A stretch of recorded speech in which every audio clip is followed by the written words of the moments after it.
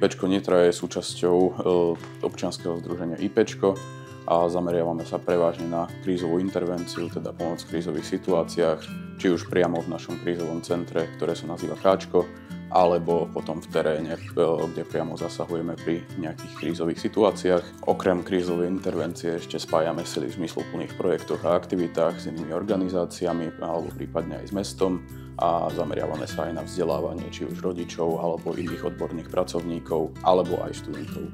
ID Klub je bezpečné miesto, kde sa stretávame na rôznych workshopoch, diskusiách alebo podporných a rozvojových aktivitách, ktoré pomáhajú mladým lepšie zvládať svoje emócie a pracovať na sebe v priateľskom prostredí. Zároveň je tu aj možnosť kedykoľvek sa porozprávať s odborným tímom psychológov a psychologičiek.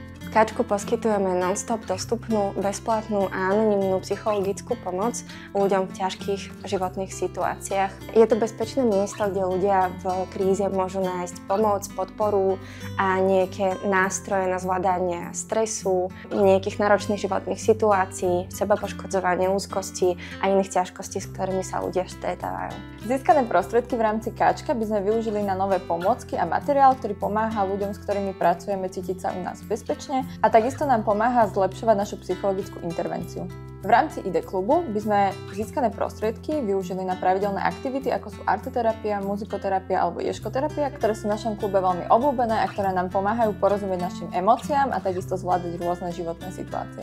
Ak vás náš projekt zaujal, budeme vďační za každý váš hlas, ktorým nás podporíte a vďaka ktorému budeme môcť pomáhať tým, ktorí to potrebujú.